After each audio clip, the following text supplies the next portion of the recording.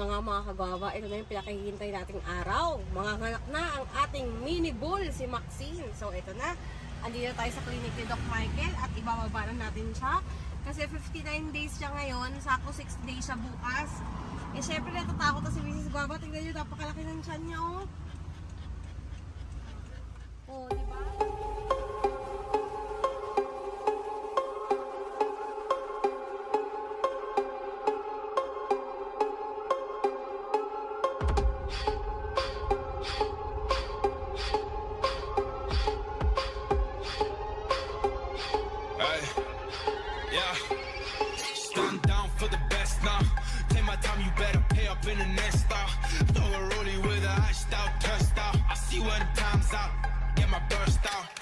Time's out.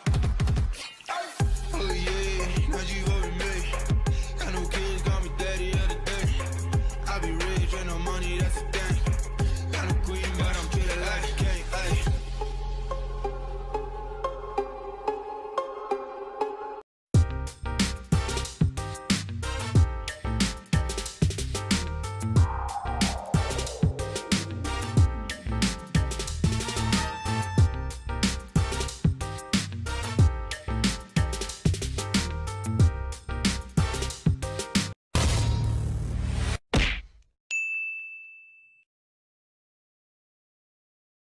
Hello mga kagwaba.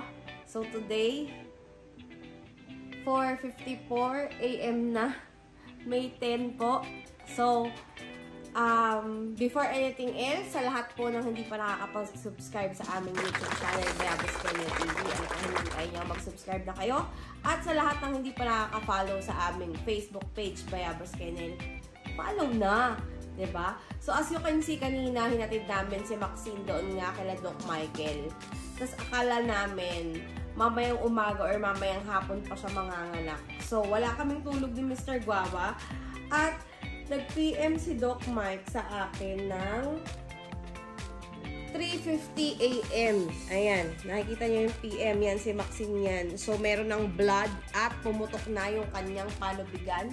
So, that means sinisi-CS na siya ngayon, itong mga oras na to. So, kailangan na namin puntahan mga kagwaba. Ganito talaga ang buhay ng isang breeder. Kahit madaling araw, kahit wala kang tulog, talagang pupunta at pupunta ka.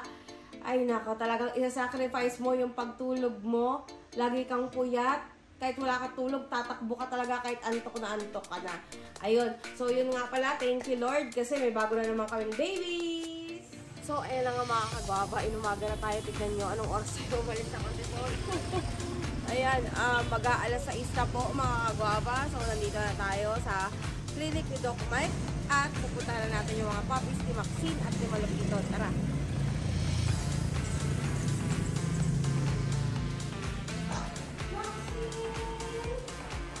Laki mo pa rin Maxine ha? Maxine! Ayan, medyo gobi pa siya mga kagwaba. Medyo gobi pa.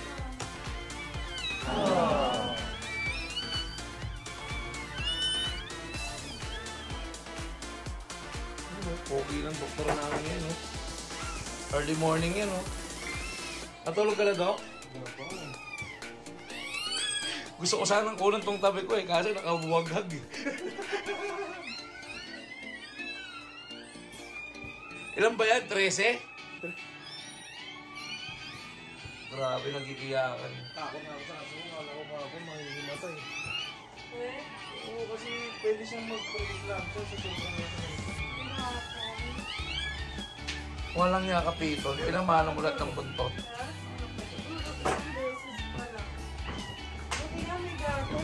Pinamana lahat ng buntot. An eternity later. Ayan, so mga kagwaba, dumayo pa sila dito sa Antipolo all the way from Cabanatuan. Ayan, para lang kunin si Noriko. Wow! Say hi muna, hi! Hi! Let's say hi now, Chelo. Hello! Let's go! Hello, Thank you boss. Thank you po.